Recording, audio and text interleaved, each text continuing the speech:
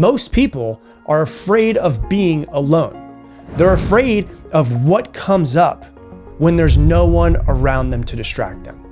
The overthinking that comes up, the fear that comes up, the empty noise that's just sitting in the pit of their stomach. But what if solitude, being alone, isn't something that you should avoid? What if it is the exact thing that you need to set your entire life free?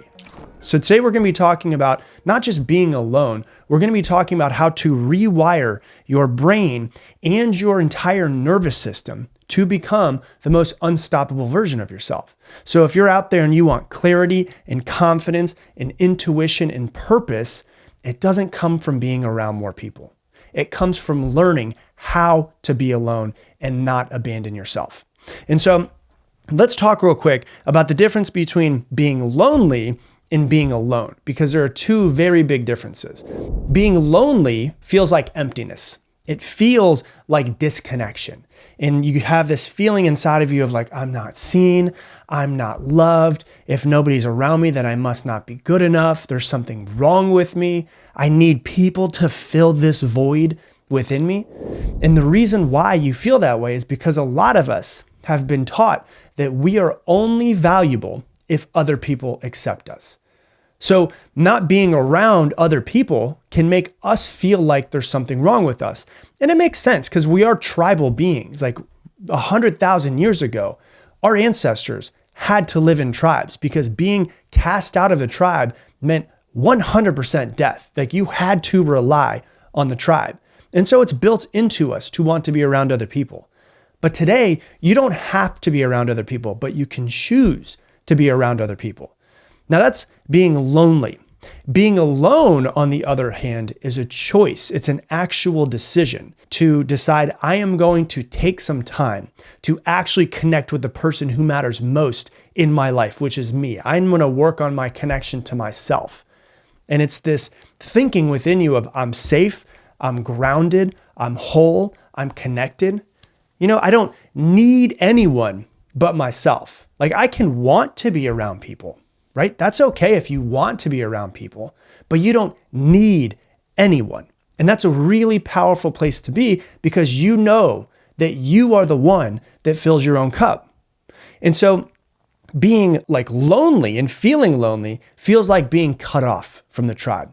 Choosing to be alone feels like being plugged in, not just to the outside world, not being plugged into them, but being plugged into like your own internal power grid, plugged in to yourself and tuned into yourself. I want you to understand, people underestimate how much energy and power you can get when you protect your energy and you don't give it out freely. When you sit with yourself and you become comfortable with yourself, there is so much power that comes from that. And there's so much energy from coming back to yourself and reconnecting with yourself. And so when you sit in silence, here's what most people actually miss. When you finally stop being around all of the noise of the world and having to constantly be busy and constantly be doing something else and scrolling and going on Netflix and shopping and having to be around other people, when you're sitting in silence and you're doing it for a reason to actually plug in, your own voice gets louder, which might be the most important thing that can happen to you. Because so many of us don't even know who we are. Like you think you know who you are. And so if I were to ask somebody, be like, yeah, I know who I am. Well, you know who you are in the past. You know the things that you've done. Knowing yourself is based in the past. You don't want to know yourself. You want to learn yourself. Learning is based in the present. And you can only do that when you sit in silence and shut up and discover who you truly are and start to notice your patterns, and start to notice your trauma, and start to notice what you need to work on. So when your own voice gets louder, it's one of the most important things that can happen to you because this is where your intuition really starts to sharpen. This is where your patterns, good patterns and bad patterns in your life really start to become clear. This is where your healing really starts to deepen because you're not running anymore. This is where your original thoughts and wisdom come from. And this is where your personal power comes from. You have to understand that your intuition and your soul, they're not going to scream at you. They whisper. And so you've got to be quiet to hear it. You've got to be quiet to hear your wisdom that you have. Like people always ask me, because I talk about how I always work off my intuition and my gut feeling. People are always like, how do you deepen your intuition? You don't deepen your intuition. You shut up and you disappear and you be alone and you do nothing, and your intuition will magically start to come up. Because if your life is always filled with stimulation, you'll never actually give yourself any space to hear your inner wisdom, to actually pay attention to your intuition. When you're quiet, you can listen to the whisper. You can start to feel these little nudges of, you know what, I don't really want to do this with my life anymore. I think that I should move in this direction. And if you're not quiet, you're usually going to miss those types of things. And so that is like your inner compass. I always tell people, like, your gut feeling, your intuition is your personal compass of what you be following in your life. But most people don't give themselves space to actually feel it. That's where your purpose is at. That's where your healing is at. That's where your authentic identity and your wisdom are all at. And so when you look at solitude, which is, just being alone, it actually boosts your self-awareness. And there's multiple studies that have proven it, And so in 2017, there was a study that was published in Personality and Social Psychology Review that found that people who embrace solitude show greater creativity, stronger emotional regulation, and higher self-reflection skills. So people who disappear are more creative, they have better emotional regulation, and they have better self-awareness. Neurologically speaking, solitude actually turns on your default mode network. It allows the default mode network, which is the part of the brain associated with self-reflection and with insight, to actually kind of like look at yourself from another point of view, like a third person. It makes it activate more freely than anything else. So you can kind of look at your life from an outsider's perspective and say, like, what should I do? What should I change? Who do I want to be? Dr. Wynn, who's a psychologist at Durham University, found that time spent alone without any distractions. So time spent alone doesn't mean like sitting in the room by yourself with your phone. Without distractions, reduces stress, it enhances people's focus, and it supports some mental clarity. So like some of the things that I hear the most that people struggle with right now are solved by just sitting alone with no distractions. Reduces stress, ding, ding, ding. Most people want that. Enhances focus. Most people are like, oh my God, I have no focus. I have ADD. I'm all over the place. Ding, ding, ding. And it supports your mental clarity. Oh my God, so I can actually think clearer as well. And so the most powerful people in the world, the people who you look up to that are like, man, that person is so centered, are usually the people who are really okay with being alone. Like they can sit alone with themselves, like really sit. Why? Because they don't need external validation anymore. Like they've learned to build themselves up without having to be around anybody. They move with purpose, and their expectations are of themselves, not what other people have of them. They live by their own expectations.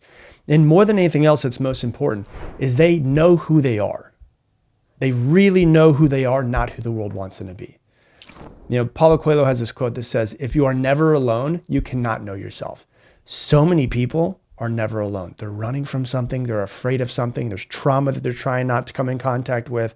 So they're constantly trying to keep themselves busy all the time. If you constantly feel the need to be around people, if silence terrifies you, if like stillness makes you feel like a little bit itchy in your own skin, it's not like a personality quirk.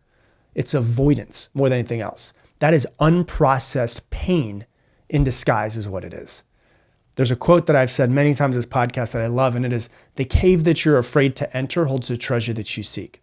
Like so many people, I talk to so many people like, I want to be a high performer. I want to be successful. I want to have a bunch of money, and I want to have a bunch of joy, and I want to have a great relationship. Like they want to be high performers in every aspect of their life. And they're like, what's the tip, or what's the trick, or what's the hack to, being more productive, or the mindset trip to make me decide to do this thing when I don't want to do it, right? I want you to understand, like, there is no tip or trick or hack. None of that stuff is going to help. It's not going to heal you. It's like trying to find a hack or tip or trick to improve your life when what you really need to do is heal certain aspects of yourself is like spraying perfume on a turd. Like it might smell a little bit different in the room, but the turd is still sitting on the floor. Like silence is the place for you to heal, AKA for you to clean up the turds on the floor. Like, does that make sense? Like some people are like, I just want it to smell better in here. And it's like, clean up your mess, get it together, clean up the turds that are on the floor and stop trying to spray perfume on them. And so I want you to understand that when you're alone is really where all this power comes from. And you can build yourself and your life when you're alone. And I'm not talking about like, hey, go full on monk mode and be a minimalist or like go completely off of the grid and don't talk to anybody ever again. What I'm really talking about is you deciding that you're going to be alone to claim your own energy and to pull it away from all of the external sources that you're outsourcing your energy to and to really bring it back to you. Because when you're alone, you can work on a few different things. The first thing, your mind. Like you can journal. You can get under the hood. You can ask yourself the tough questions that you've been avoiding.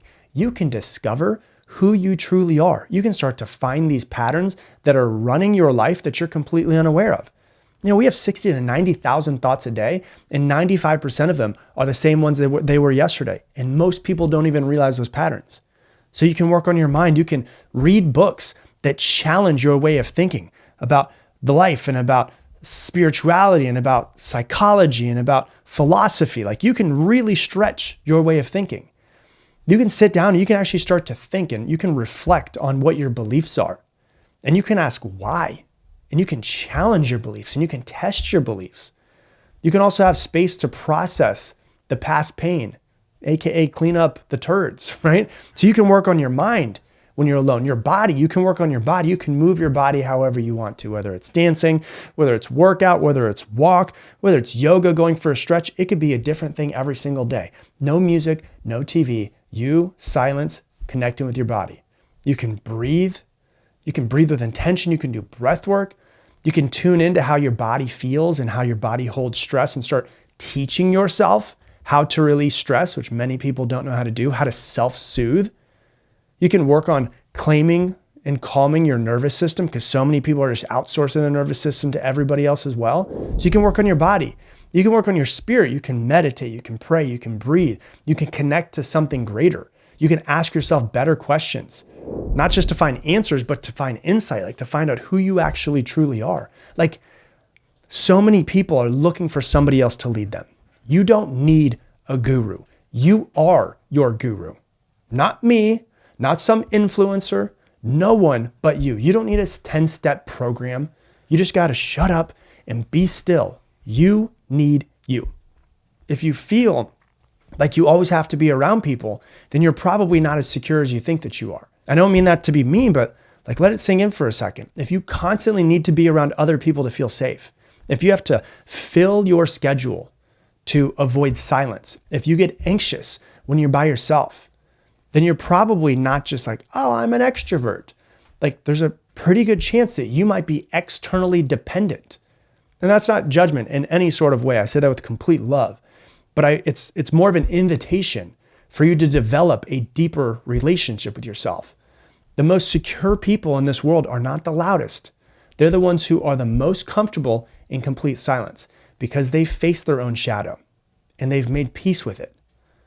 You know, when I did a 10-day silent meditation retreat, one of the things that was the most interesting to me is every time I would talk about it with people after, so many people went, oh my God, I could never do that. What? No, I could probably do like 2 or 3 days. I could never do 10 days. And I was like, what are you afraid of? Like, think about that for a second. What are you afraid of finding? Like you do nothing for 10 days.